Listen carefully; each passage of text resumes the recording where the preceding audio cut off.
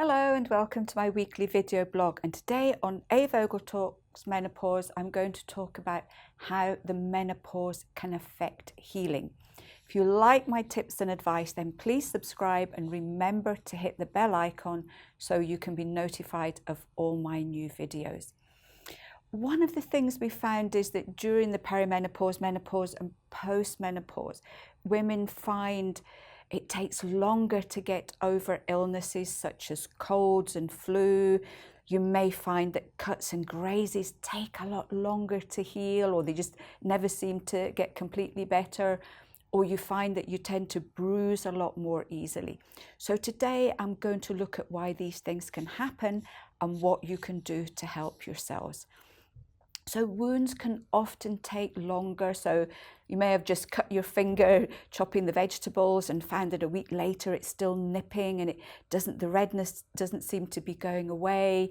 You might find that grazes don't seem to heal, or that when scarring takes place it doesn't fade as much as normal. So the reason for these can be several-fold. One is we do know that immune function can get slightly weaker as you go through the menopause. So any kind of healing is going to take that little bit longer because your immune response is going to be that little bit slower. But the other thing that happens is that falling estrogen affects our skin in different ways. It can make the skin drier, it can make the skin thinner, and it can make it weaker so that less pressure, less knocks, less anything on the skin can have a bigger impact on whatever the wound is. So in this situation, you're looking at improving the skin, also the circulation, and all the little tiny blood vessels in the skin can get much weaker, so they can bleed more easily as well. So if you feel your circulation's not working particularly well, if you tend to have poor wound healing, and maybe you also get cold hands and feet much more in the winter, you can look at the herb ginkgo biloba, as this is known to help improve arterial circulation, even down to the tiny little arterioles in your fingers and in your feet.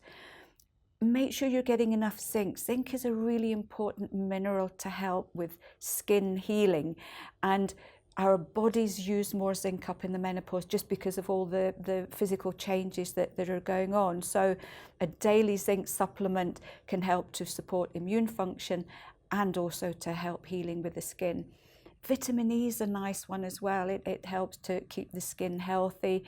Vitamin E is also really good for heart health.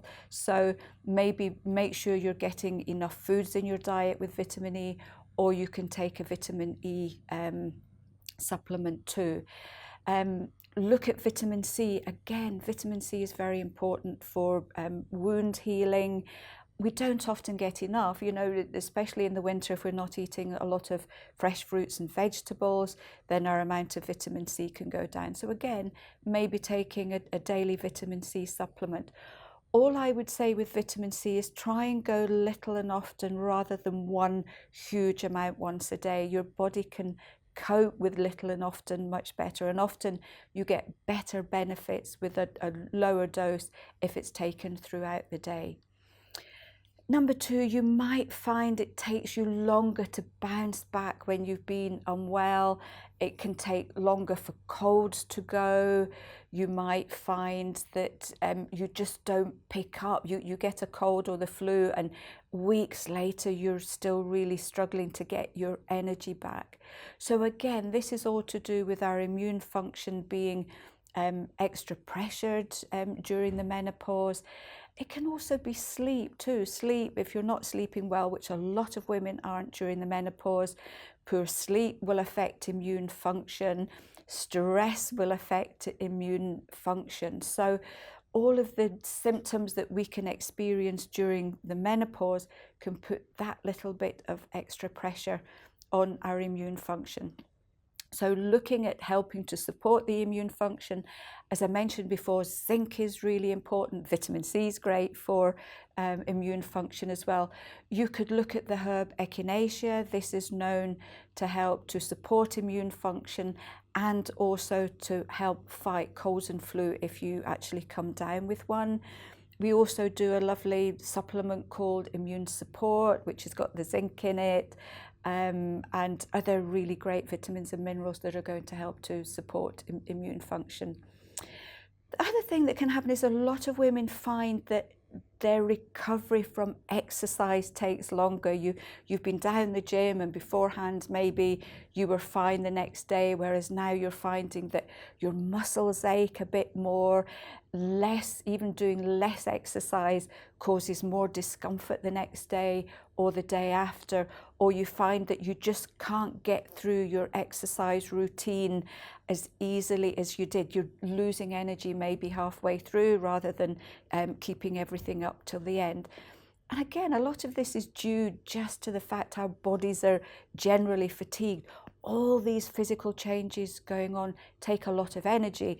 And then if you're going out exercising really hard, your body just goes, I can't cope with all this. I don't have enough energy to fit everything in.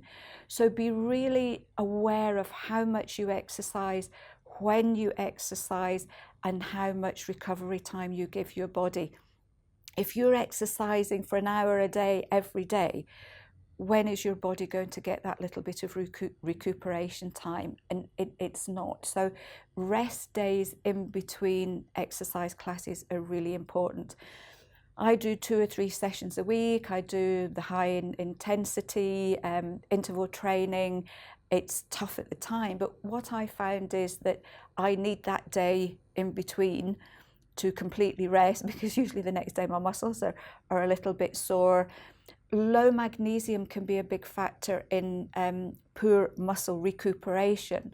And remember, you need loads of magnesium for everything during the menopause. So if your muscles are tending to get really sore regularly, maybe take a magnesium supplement.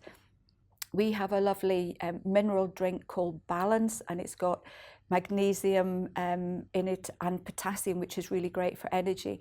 And I find that having that to drink during my exercise class helps me to last that little bit longer, and I end up with less muscle fatigue the next day, which is a really good thing.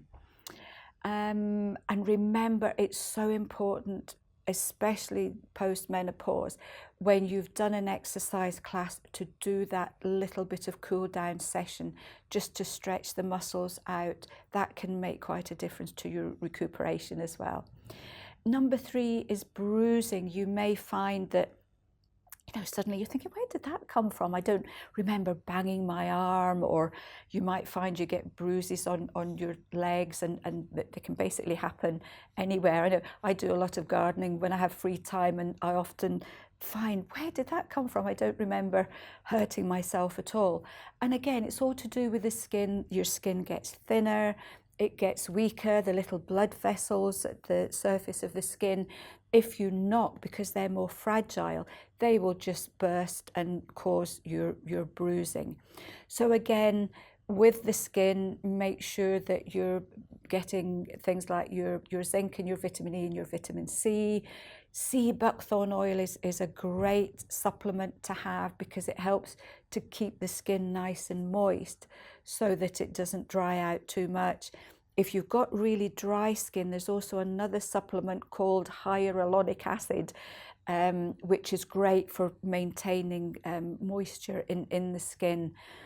Make sure your circulation is working really well. Again, if you're getting the bruising and you're getting cold hands and feet, then the herb ginkgo biloba can be really helpful. We've got our super arnica cream, which is specifically for bruising. And if you can get that on as soon as you think you've knocked yourself, then very often it can prevent a bad bruise from forming. The only thing I will say here is, if you're not a particularly active person, but you're getting lots of bruising and you really don't know where they're coming from, please get this checked out by your doctor, just to make sure there isn't any other underlying condition that may be a factor with this. So I hope you found this helpful. Again, if you have any other questions about symptoms, about issues that you might be worried about, then please ask and I will be happy to help. And until then, I will see you next week for another edition of A Vogel Talks Menopause.